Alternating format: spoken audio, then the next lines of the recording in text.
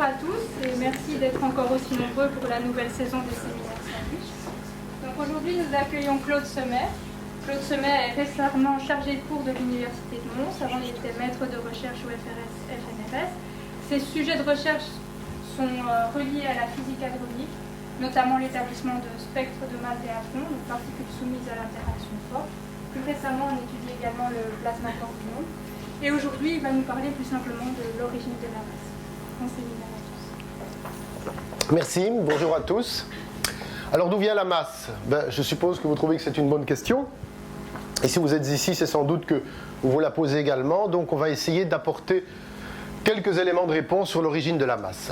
Alors tout commence avec Newton. Pour lui, la masse, c'est la quantité de matière, c'est comme ça qu'il l'a défini. C'est une propriété intrinsèque liée aux objets, c'est une grandeur conservée et c'est également une source de gravitation. Mais ça, j'en parlerai pas du tout aujourd'hui. Alors en fait, quantité de matière, c'est pas une très bonne manière de définir la masse parce que c'est difficile à mesurer. Il vaut mieux relier la masse à des grandeurs bien connues comme l'impulsion et l'énergie cinétique, sont des formules que vous connaissez bien. Évidemment, tout change avec Einstein et l'apparition de sa théorie de la relativité restreinte. Et on se rend compte que là, il faut changer un peu les définitions de l'impulsion et de l'énergie. Alors si on regarde la formule de l'impulsion, on reconnaît évidemment P égale mv classique, mais il y a un facteur correctif supplémentaire qui dépend de la vitesse et d'une constante fondamentale, qui est la vitesse de la lumière dans le vide. Alors ce facteur, quand les vitesses sont faibles, devant la vitesse de la lumière, vaut à peu près 1, donc on retrouve la formule classique, et lorsque la vitesse devient proche de c, eh bien ce facteur grimpe vers l'infini. Si on regarde de l'énergie, on ne reconnaît pas grand-chose a priori.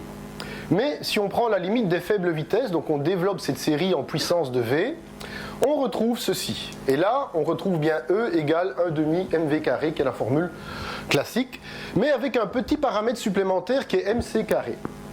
Alors cette formule, elle essaye de nous dire quelque chose. Qu'est-ce qu'elle nous dit en fait? C'est qu'un corps, même quand il a une vitesse nulle, annuler ce terme-ci, il a quand même un contenu énergétique, qui est égal à sa masse fois la vitesse de la lumière au carré. Et c'est ce qu'on appelle l'énergie de repos. Alors, il faut bien comprendre ce que ça signifie, ça. Ah oui, d'abord, avant, j'aurais besoin de cette formule-là tout à l'heure. On peut réécrire l'énergie d'une particule en fonction de son impulsion et de sa masse. C'est ce qu'on appelle la relation d'Einstein. Alors, pour essayer de bien comprendre ce dont il s'agit, on va regarder un cas bien particulier, le noyau, la particule alpha. Alors la particule alpha, c'est un noyau d'hélium. C'est composé de 2 protons et de 2 neutrons. Or, quand on fait des mesures précises des masses, on s'aperçoit que la masse de l'alpha est plus petite que la somme des masses de ses constituants. Donc quand on les mesure à l'état libre. Et la différence est faible, mais enfin quand même, le défaut de masse relative, c'est de l'ordre de 0,8%. Donc c'est tout à fait mesurable. Alors, il faut comprendre d'où vient ce défaut de masse. Bien, on va parler en termes d'énergie de repos. Si on fait l'énergie de repos de tous les constituants, on trouve ce nombre-là, il est donné en MeV. Alors le MeV, c'est 1 million d'électronvolts. Un million d'électronvolts, c'est une unité d'énergie bien adaptée aux unités nucléaires. C'est 1 million d'électronvolts, et un électronvolt, ça fait 1,6 10 exposant moins 19 joules. Bon, l'énergie de repos de l'alpha, c'est un chiffre un peu plus bas. Donc il nous manque quelque chose. Qu'est-ce qui nous manque? Il ne faudrait pas croire que dans un alpha, dans une particule alpha, les 2 protons et les 2 neutrons sont bien sagement empaquetés les uns avec les autres. Non, pas du tout. Ce sont des particules qui sont en interaction mutuelle. Donc elles bougent sous l'effet des forces nucléaires qui les unissent. Petite représentation très schématique ici. Et donc les 2 protons et les 2 neutrons ont de l'énergie cinétique positive, puisqu'ils tournent les uns autour des autres, mais ils ont ici évidemment une énergie potentielle qui maintient les états liés, et donc cette énergie potentielle est négative. Quand on fait le bilan de ces deux énergies, on trouve moins 28,30 MeV. Quand on ajoute ça à la somme des énergies de repos des constituants, on retrouve bien la masse de l'alpha, l'énergie de repos de l'alpha. Ce qui veut dire que lorsque l'on regarde la masse d'un objet, il faut tout prendre en compte. Pas seulement la masse de ses constituants, mais aussi l'énergie d'interaction ou l'énergie cinétique de ses constituants à l'intérieur de l'objet. Donc ici, l'énergie cinétique des protons et des neutrons et leur énergie potentielle, ça participe, comme tout le reste, à la masse de la particule alpha. Alors, on va faire une petite parenthèse ici, mais dont j'aurai besoin tout à l'heure. quand on pense à un phénomène électromagnétique, par exemple la propagation de la lumière, on peut voir ça comme un champ électromagnétique, donc comme une onde qui se propage, ou on peut voir ça comme un ensemble de photons. Alors il y a une expérience très célèbre qui illustre ça, c'est les fentes Young, sans doute vous avez déjà tous entendu parler. Lorsqu'on fait passer la lumière à travers un système de 2 fentes, on recueille sur un écran, sur une plaque photographique par exemple, un ensemble de zones impressionnées et d'autres qui ne le sont pas. Et ça signe indubitablement le caractère ondulatoire du phénomène. D'un autre côté, quand on regarde de quoi sont faites les zones sombres, donc les zones impressionnées, eh bien on se rend compte qu'elles sont constituées d'impacts, de photons. Donc il y a un phénomène ondulatoire qui permet de créer ces zones alternativement impressionnées et non impressionnées, mais il y a un phénomène corpusculaire qui montre l'impact des photons sur la plaque photographique. Donc le phénomène participe des deux modes. Et donc, c'est pas toujours facile à comprendre, mais petite illustration, imaginez ce cylindre. D'un côté c'est un carré, de l'autre côté c'est un cercle. Il est à la fois cercle et carré. Ça vaut ce que ça vaut, mais ça peut aider à comprendre. Eh bien, cette nature, cette dualité onde-corpuscule, elle n'est pas valable que pour la lumière et pour les photons. Elle est en fait valable pour toutes les particules, électrons, protons, neutrinos et tout ce que vous pouvez imaginer. Et en fait, en physique, on introduit un concept unificateur qui est le champ. Et le champ représente la meilleure manière que l'on a de décrire les particules maintenant, c'est-à-dire que dans une certaine région de l'espace, ou même dans tout l'espace, on peut supposer qu'il existe un champ. Et ce champ, c'est un champ de protons, un champ d'électrons, un champ de neutrinos, un champ de photons, tout ce que vous voulez. Et à l'intérieur de ce champ sont présentes à l'état virtuel les particules. Si vous injectez suffisamment d'énergie dans ce champ, vous pouvez matérialiser une particule, donc de la faire passer de l'état virtuel à l'état réel. Vous pouvez comme ça matérialiser des paires d'électrons, positrons, des photons et tout ce que vous voulez. Mais ça, on en reparlera tout à l'heure. Alors, bon, retournons un peu au problème de la masse. Si on regarde la matière qui nous entoure, elle est constituée d'atomes. Donc la masse, elle est cachée dans les atomes. Alors, faisons un peu le bilan de ce qu'il y a dans les atomes. Nous avons des électrons, des protons et des neutrons. Protons et neutrons, c'est une particule, on appelle ça de manière générique un nucléon. Alors, un électron, je vais parler en termes d'énergie de repos, ça fait 1 demi-MeV. Tandis qu'un proton et un neutron, 940 MeV. À peu près. Il ne faut pas oublier l'énergie de liaison, parce qu'évidemment il y a de l'interaction, il y a du mouvement. Et si on tient compte de l'énergie de liaison nucléaire, eh bien on a à peu près une énergie de liaison de 8 MeV par nucléon. Donc ça diminue la masse de l'atome, du noyau et donc de l'atome. Mais on a aussi une énergie de liaison électronique, donc qui lie les électrons à l'atome, et qui est d'à peu près 1 millième d'électron-volt, 1 millième de MeV par électron. Donc il n'y a pas photo, l'énergie de repos elle se concentre pratiquement essentiellement dans le nucléon. Donc pour comprendre d'où vient la masse des atomes, il faut comprendre d'où vient la masse des nucléons. Alors un nucléon, c'est une particule assez complexe. Ce n'est pas une particule élémentaire, c'est constitué de particules encore plus élémentaires qu'on appelle des quarks. Dans un proton, vous avez 2 quarks U et D, dans un neutron, vous avez un quark U, 2 quarks D. Et en fait, il existe 6 natures de quarks, U, D, S, C, T, B, de plus en plus lourdes. Et la matière ordinaire n'est constituée que des quarks U et D.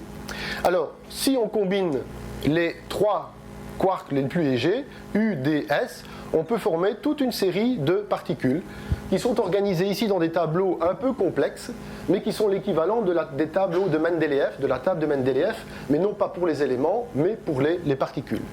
Et voici un peu toutes sortes de particules que l'on peut produire avec 3 quarks, un U, un D, un S. Et en particulier, il y a des particules qui ne contiennent que des quarks U et D, c'est le neutron et le proton dont on a déjà parlé, mais on a aussi la famille des baryons delta qui ne contiennent que des quarks U et D, plus tous les autres évidemment. Alors, les 3 quarks à l'intérieur d'un nucléon, ils ne tiennent pas ensemble tout seuls, ils interagissent entre eux en échangeant des gluons. Et les quarks portent une charge qu'on appelle charge de Couleur. Alors pourquoi on a appelé ça de Couleur ? Eh bien, pensez à une charge électrique. Vous avez 2 charges possibles, plus et moins. 2 charges plus et moins s'attirent, et une fois qu'elles sont en contact l'une avec l'autre, elles se neutralisent. La charge électrique disparaît. Le système devient neutre. Eh bien, pour les quarks, c'est la même chose. Vous avez 3 charges possibles. Ces 3 charges peuvent former un état lié, parce que c'est une interaction attractive, et une fois qu'ils sont ensemble, ils neutralisent leurs propres couleurs les uns les autres. Et donc c'est pour ça qu'on pense à la couleur. Les 3 couleurs fondamentales, rouge, bleu, vert, mis ensemble, ça fait du blanc. Donc voilà pourquoi les physiciens qui sont un peu poètes à leur temps perdu ont appelé ça des couleurs, enfin cette charge, on l'a appelée charge de couleur. Alors, ils interagissent, ces quarks, en échangeant donc des gluons, mais les gluons portent aussi eux-mêmes une charge de couleur. En fait, ils en transportent deux. Et à cause de cela, l'interaction qui existe entre les quarks est vraiment très particulière. On va prendre un système plus simple comme un méson. Alors un méson, c'est constitué de deux quarks. Plus précisément, un quark et un antiquark. Eh bien, on sait que le champ de force qui unit le quark et l'antiquark peut, en très bonne approximation, se représenter par une espèce de tube de champ de force qui unit les deux quarks. Et ce tube est très particulier. Si vous injectez de l'énergie dans le méson, par exemple en le faisant entrer en collision avec une autre particule, ce tube va s'allonger et à un certain moment, il va s'allonger tellement qu'il va casser. Alors on pourrait se dire, génial, on va récupérer un quark à chaque bout. Pas du tout. Parce qu'au moment où le tube se casse, il se reforme des quarks à chaque extrémité. Donc en voulant casser un méson, tout ce que vous arrivez à produire, c'est de nouveaux mésons. Si vous essayez de casser un baryon, tout ce que vous arrivez à produire, c'est des baryons et des mésons. Vous ne pouvez pas isoler un quark. Et cette caractéristique très particulière de l'interaction entre les quarks, ça s'appelle le confinement. Et la théorie qui s'occupe de gérer tout ça, ça s'appelle la chromodynamique quantique. Bon, on va se faire un petit modèle du nucléon. Donc on a 3 quarks, et un peu comme dans un méson, eh bien, chaque quark va générer un tube de flux de couleur. Et ces 3 tubes vont se connecter ensemble. Et voici donc une image assez honnête de ce que l'on croit être un nucléon pour le moment. 3 quarks unis par des tubes de flux qui représentent l'échange des gluons entre les quarks. Alors, si on fait le bilan de ce qui est contenu à l'intérieur, ben, on a 2 quarks U. On sait qu'un quark U, il a une masse d'environ 2,5 MeV. Il y a beaucoup d'expériences qui montrent ça. Et un quark D, ben, il a à peu près 5 MeV. Donc, si vous faites la somme des énergies de repos, vous trouvez 10 MeV. Mais attention, la masse du proton, c'est 940 MeV. Zut, il manque quelque chose. Alors, qu'est-ce qui nous manque ? Bien, il nous manque tout simplement l'énergie contenue dans les tubes de flux. En fait, un tube de flux, ça a une énergie qui est proportionnelle à sa longueur. Et donc, on introduit une constante sigma, qu'on appelle la tension de corde, qui est aussi la densité d'énergie du champ de couleur. Et donc, un tube de longueur R va contenir une énergie qui sera égale à sigma fois R, sa densité, fois la longueur. Alors, pour vous convaincre que ça peut marcher, comme on est quand même entre nous, entre physiciens, on va se faire un petit modèle vite fait bien fait. On va prendre pour le nucléon un système un peu simplifié. On va prendre nos 3 quarks au sommet d'un triangle équilatéral. Ils tournent autour du centre de masse, dans un mouvement de rotation circulaire, et on a 3 tubes de flux qui se connectent exactement au centre de masse. Bon. Quelle est l'énergie d'un quark ? L'énergie d'un quark, elle est donnée par la formule relativiste que je vous ai donnée tout à l'heure. Mais la masse du quark U est tellement faible devant la masse du proton qu'on peut considérer pratiquement qu'elle fait 0. On ne va pas faire une grossière erreur en faisant ça. Donc on va la mettre à 0. Et finalement, l'énergie du quark, ce sera simplement son impulsion fois la vitesse de la lumière. Donc, quelle est l'énergie totale de mon baryon ? C'est 3 fois l'énergie des quarks, plus 3 fois l'énergie contenue dans les tubes de flux, chaque tube emportant une énergie sigma R. Et R, c'est cette distance-ci. Bon, mais le quark, il a un moment angulaire. Alors, je vous rappelle que le moment angulaire est donné par le produit vectoriel du bras de levier et de l'impulsion. Mais ici, évidemment, l'impulsion, elle est perpendiculaire au bras de levier. Donc, le module du moment angulaire, c'est simplement R fois P. Rien d'autre que ça. Et donc, maintenant, en plus, je calcule le moment angulaire total. Le moment angulaire total, c'est 3 fois le moment angulaire des quarks. Aussi simple que ça. Mais je ne dois pas oublier quand même que ça, c'est un système quantique. Ça veut dire que le moment angulaire, il ne peut pas prendre n'importe quelle valeur.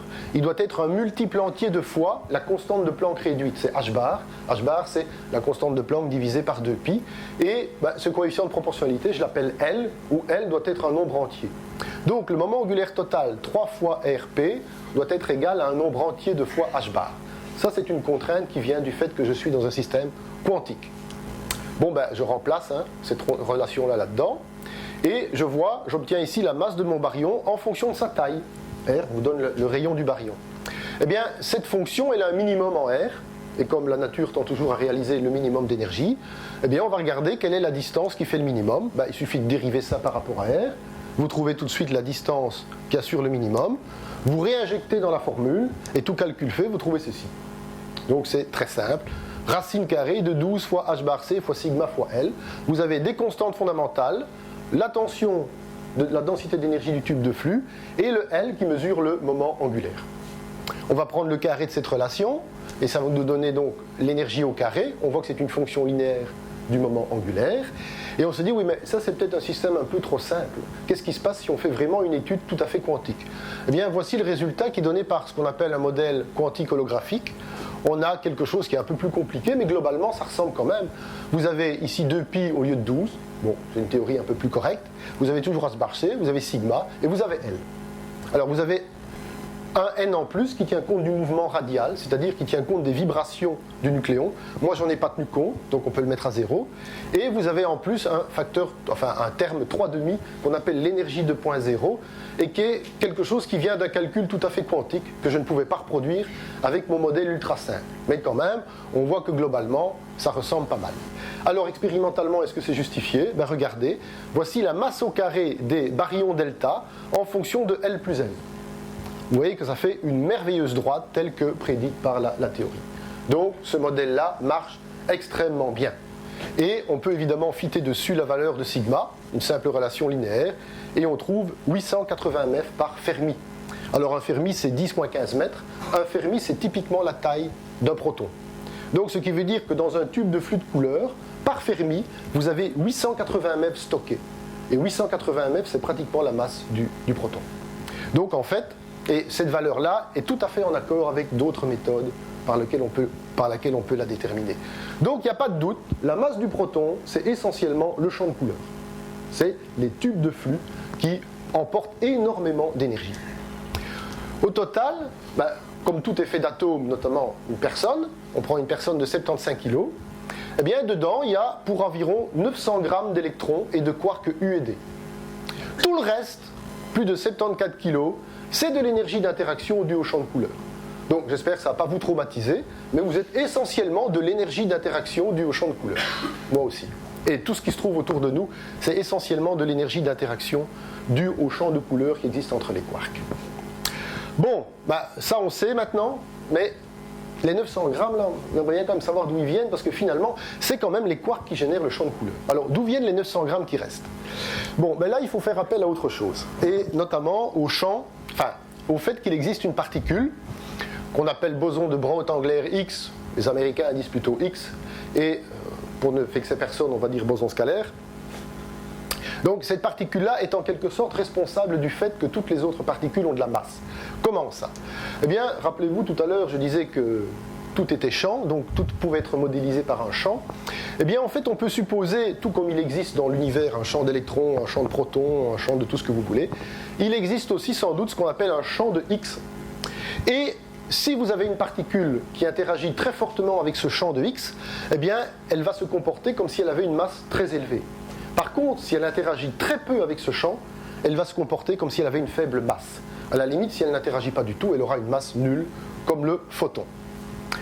Alors, je vous propose d'essayer de comprendre ça avec un modèle ultra simplifié. Donc je vais passer à côté d'un certain nombre de choses, les puristes m'excuseront, mais on va essayer de comprendre quand même comment ça marche. Et moi je vous propose de faire ça avec un condensateur. Ça, en principe, tout le monde connaît. C'est quoi un condensateur? C'est deux plaques chargées, à l'intérieur duquel il y a un champ électrique, et je viens déposer une charge Q.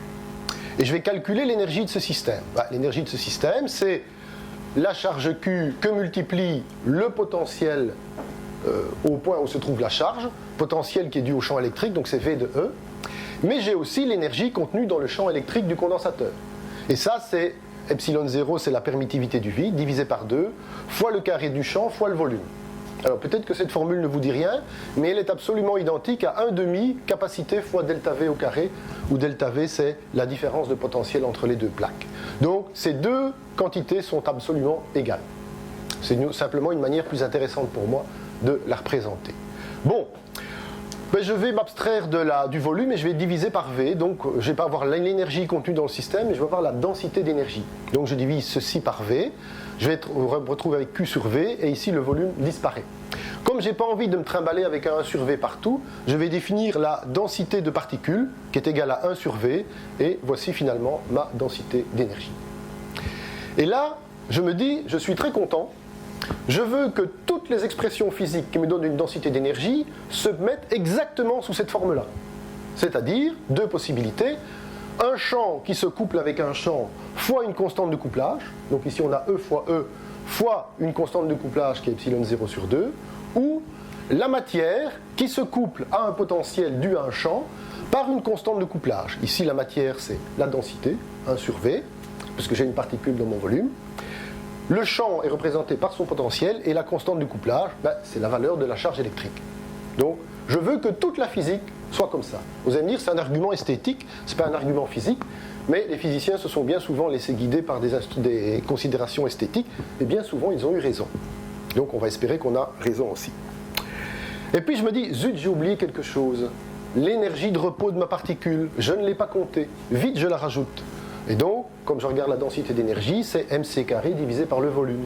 Donc, ça me fait ρ mc carré. Et là, je ne suis plus content du tout. Parce qu'évidemment, ce terme-ci ne ressemble pas du tout à ceci. Ce n'est pas, j'ai bien sûr la densité, j'ai une constante de couplage que je peux associer à la masse, mais ceci n'est pas un champ, c'est une constante fondamentale, c'est au carré.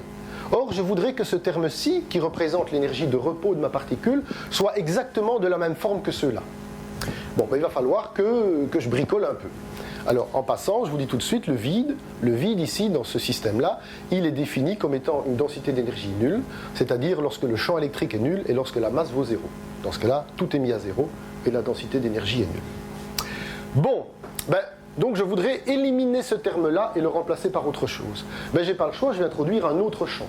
Introduire un nouveau champ, donc ça c'est mon système de départ, et hop, j'introduis un nouveau champ. On dit, oula, ça se complique. Pas grave, on ne va pas regarder tout ça, on va regarder qu'une partie.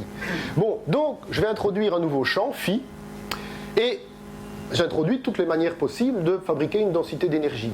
Donc le champ phi peut se coupler avec lui-même, ça me fait un phi carré. Le champ phi peut se coupler au champ électrique, ça me fait un E phi, ou le champ phi peut se coupler à la matière par l'intermédiaire d'un potentiel que je note ici upsilon. Et donc, exactement comme j'avais constante de couplage, densité fois potentiel, j'ai constante de couplage, que j'appelle A, fois densité, fois potentiel. Et vous voyez que tous les termes en orange ou brun, ça dépend, c'est du terme constante fois densité fois potentiel du champ, tandis que tous les termes en bleu clair, c'est constante fois champ fois champ. Là, je suis content, j'ai quelque chose qui me ressemble à ce que je veux. Bon, le problème, c'est que si je laisse ça en état, ça ne marche pas. J'ai rien de valable. Et donc, je dois les modifier un peu. Alors, je vous dis tout de suite ici, la densité d'énergie est nulle quand tous les champs sont nuls. Quand E égale à 0 ou quand phi égale à 0. Donc, je vais devoir aller bricoler un peu mon champ phi. Et au lieu d'avoir une densité d'énergie qui est en phi carré, je vais mettre un polynôme en phi 4. Qu'est-ce que ça change ? Eh bien, ça change que si ceci est un terme négatif, la densité d'énergie va avoir cette allure-là. Elle va d'abord diminuer avec phi, puis réaugmenter. Et donc, ça veut dire qu'il existe une valeur du champ, phi 0, pour lequel la densité d'énergie est minimale. Et c'est ça qui change tout. À ce moment-là, voici ce que devient ma densité d'énergie. C'est ce que j'avais au départ, dû à mon condensateur. Et ça, c'est ce qui apparaît dû au champ phi. J'ai été remplacer cette quantité-ci par celle-ci. Alors maintenant, ce qui change, c'est que ma densité d'énergie, elle est minimale, mais quand E égale à 0, mais quand phi égale phi 0. Donc c'est plus lorsque le champ est nul que ma densité d'énergie est minimale. Et c'est ça qui est extrêmement important. Bon, on n'y est pas encore, mais on approche. Donc, le champ phi, il a une valeur minimale plus quelque chose. Phi 0, c'est la valeur du champ sur le vide. J'appelle ça comme ça. Et le potentiel, il a une valeur qui est associée au champ sur le vide et le reste. Et ce qui est important, c'est qu'à la fois phi 0 soit différent de 0 et que le potentiel associé à phi 0 soit aussi différent de 0. Ça, c'est extrêmement important. Bon, on a les ingrédients, je les rappelle ici. On a l'allure de la densité d'énergie pour le champ phi que j'ai introduit. Et puis on reprend notre densité d'énergie. Donc on a toujours ce qui est dû au champ électrique et à la charge. Ça ne m'intéresse pas. Je regarde que ce terme-ci, qui est A, la constante de couplage, fois la densité, fois le potentiel dû au champ phi.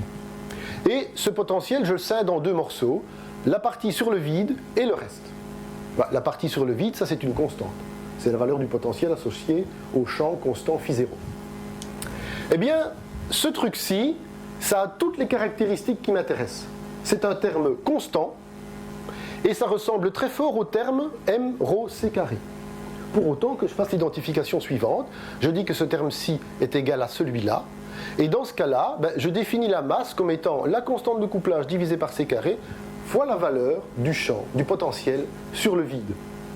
Et ça me donne une masse, mais ça me donne une masse qui ne tombe pas du ciel, ça me donne une masse qui est toujours du type interaction de la matière avec un champ. Mais cette fois-ci, c'est dû à la partie constante du champ. Et le reste, qu'est-ce que c'est?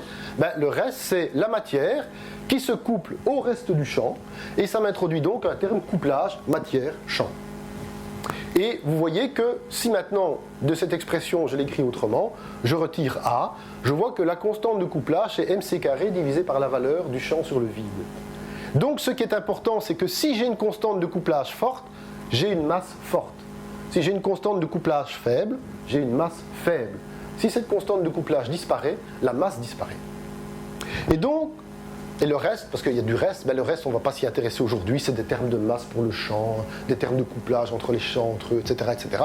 C'est très compliqué et on n'en parlera pas aujourd'hui. Voilà. Donc si je fais un résumé, le champ phi évidemment c'est le champ de x, c'est le champ associé au boson scalaire.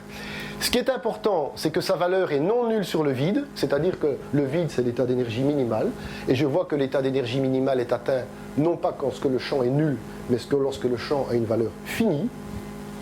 Et ça permet à la particule qui interagit avec ce champ d'acquérir une masse qui est donnée par cette relation-ci, où A est la constante de couplage entre la particule de matière et le champ phi. Et ce terme-ci, c'est le potentiel associé au vide, c'est-à-dire le potentiel associé à cette valeur particulière, phi0 du champ sur le vide. Et je vois donc que je peux définir une grandeur qui est une masse, mais par un terme de couplage du type constante fois densité fois potentiel. Exactement comme j'avais pour le champ électrique, charge électrique fois matière fois potentiel associé au champ électrique. Ici j'ai potentiel associé au champ phi, matière, constante de couplage entre la matière et le champ phi. Alors pour ceux qui veulent en savoir plus, cette présentation elle est inspirée de cet article-ci. Bon, donc il est clair maintenant que la masse est une propriété dynamique. D'une part, vous avez l'interaction des particules avec le champ de X qui permet d'expliquer la masse des entités élémentaires, comme électrons et quarks.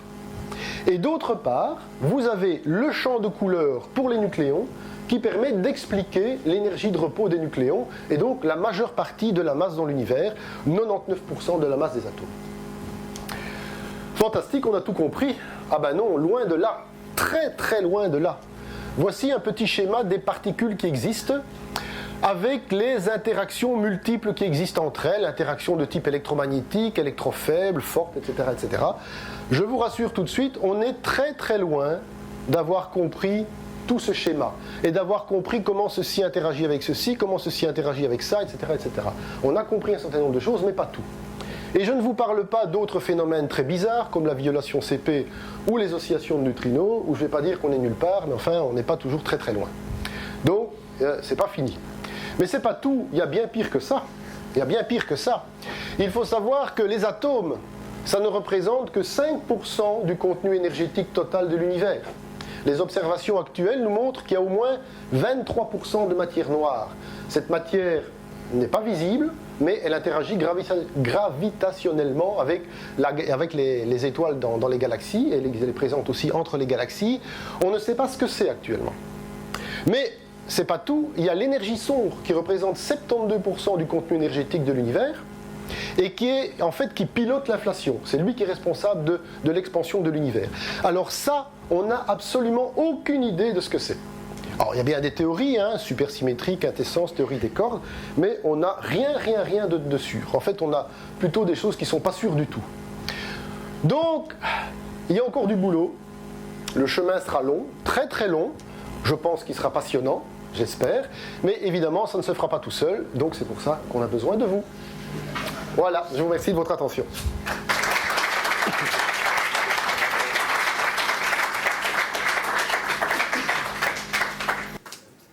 Oui.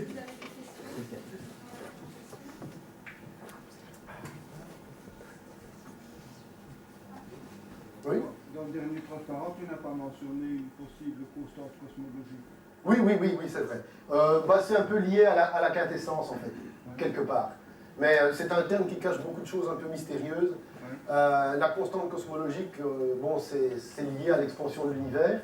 Et alors, quand on la mesure et qu'on essaie de la prédire par la théorie des champs, on a un facteur d'erreur de 10 exposant 100. Ça vous donne une idée. Donc, il y a manifestement quelque chose qu'on n'a pas compris quelque part. Mais, bon, 100 ordres de grandeur, c'est rare en physique, mais enfin, bon, il y a encore du travail, quoi. Il y a encore du travail, ça c'est sûr.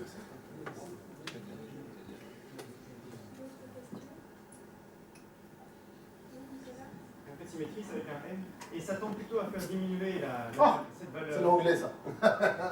Oui, mais la supersymétrie tend à faire diminuer justement cette valeur de l'énergie. Oui, il y a des tas de trucs. Hein. Je dis que j'ai mis 3 points d'interrogation derrière la supersymétrie, tout simplement parce que pour le moment, elle est un peu mal en point, vu qu'au LHC, on s'attendait à avoir des signaux. En fait, la supersymétrie, c'est une théorie qui permet d'englober à la fois ce qu'on appelle les fermions et les bosons. Je ne vais pas rentrer dans le détail ici. Mais elle prédit l'existence de nouvelles particules de haute masse. Seulement, voilà, au LHC, on devrait commencer à les voir. Or, on ne voit rien du tout. Donc, pour le moment, la supersymétrie, même si elle reste une théorie très intéressante, elle a du plomb dans l'aile. Je vais dire ça comme ça. Bon, on peut encore récupérer les choses avec peut-être des particules de masse plus élevée, mais bon, pour le moment, ça ne semble pas très bien fonctionner. Ouais. Juste un petit commentaire sur la supersymétrie. Il serait un peu plus mesuré pour dire que la supersymétrie est en danger ou LHC. Ça dépend aussi quel type de signature et quel type d'hypothèse on fait sur est-ce que la parité R est conservée, pas conservée, ça change de signature. Par exemple, LHC, malheureusement, on s'est un peu focalisé sur un certain type de supersymétrie. Disons, on s'est focalisé sur la théorie qui permettait d'avoir les masses les plus faibles, en partie, parce que c'est celle qu'on attendait à voir tout de suite. Bon, il semble que ça ne marche pas. Alors, en fait, j'ai discuté avec des gens, il y a des gens qui disent effectivement, bon, ne crions pas tout de suite à la catastrophe, attendons un peu. Il y en a d'autres qui sont plus pessimistes, et qui pensent vraiment que il va falloir réviser un peu les modèles. Mais ça, c'est une question de point de vue. Je pense que dans un an, quand le LHC aura tourné à plein régime, et qu'on aura accumulé énormément de statistiques, là, on devrait avoir des signaux plus convaincants, ou plus catastrophiques. On espère aussi avoir une meilleure détermination, enfin, on espère avoir confirmation du boson de Higgs, dont on a annoncé la découverte, mais disons qu'il y a encore une petite incertitude. Ça, Evelyne nous en parlera lors du prochain séminaire sandwich. Mais disons que ça s'excite beaucoup au CERN, et on n'a pas toujours ce qu'on espérait avoir. Mais c'est peut-être ça qui est bien, finalement, c'est qu'il y a de la surprise. Il y a encore du travail pour les théoriciens. C'est que ça peut peut-être faire un commentaire sur ce qui est une approche fondamentale pour trouver la valeur de sigma, tu parlais du type de flux. Oui, tout à fait. Alors, en fait, on n'a pas encore actuellement. Non, ça on peut le calculer avec ce qu'on appelle la QCD sur réseau. Mais c'est toute une technique très compliquée. En fait, quand vous avez une théorie, vous avez un Lagrangien qui est associé à cette théorie. Et, bon, Lagrangien en théorie des champs, évidemment, pas un Lagrangien en simple théorie mécanique, mais un Lagrangien en théorie des champs. Et alors, pour résoudre les équations de ce Lagrangien, c'est extrêmement complexe. C'est tellement complexe qu'on ne peut pas résoudre analytiquement, mais on peut résoudre numériquement sur une grille d'espace-temps. Donc on discrétise l'espace-temps et on résout les équations sur ce réseau. Et alors, on peut trouver la valeur de sigma de manière théorique, pour autant qu'on se donne les masses des quarks. Et il y a quand même un facteur d'échelle qu'on doit donner, mais ça c'est un peu compliqué. On doit connaître la constante de couplage de la théorie à une certaine énergie. Donc le alpha S30 pour les amateurs. Et si on connaît cette constante de couplage à une certaine énergie, on peut calculer la valeur de sigma. Et c'est bon. Et ça donne des choses qui sont de cet ordre-là.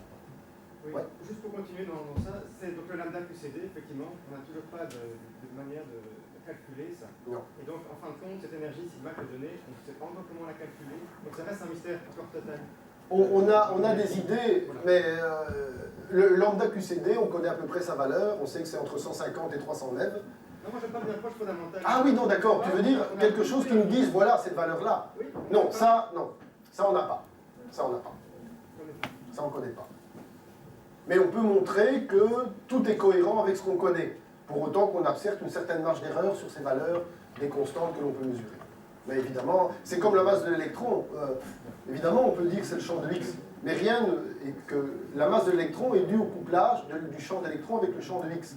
Ok, mais on ne sait pas pourquoi le champ d'électrons se coupe au champ de X avec cette valeur-là.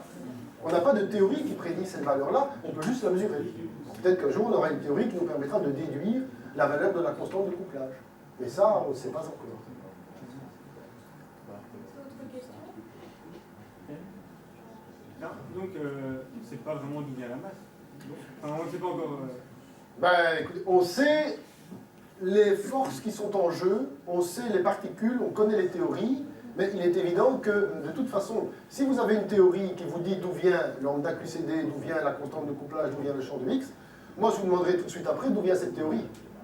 Donc je ne sais pas jusqu'où il faudra remonter, hein. Mais on a une connaissance pas trop mauvaise des phénomènes dynamiques qui génèrent la masse, mais on ne sait pas encore exactement qu'est-ce qui fixe les paramètres de cette théorie.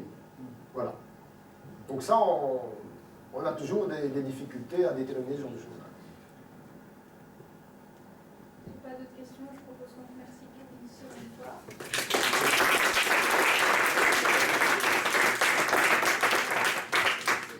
Le prochain séminaire sandwich, comme Claude Sommer l'a dit, ce sera Evelyne Lobby qui nous parlera du boson de X. Le séminaire sera intitulé « Le boson de X est-il cerné ?» et ce sera le 11 décembre. Bien.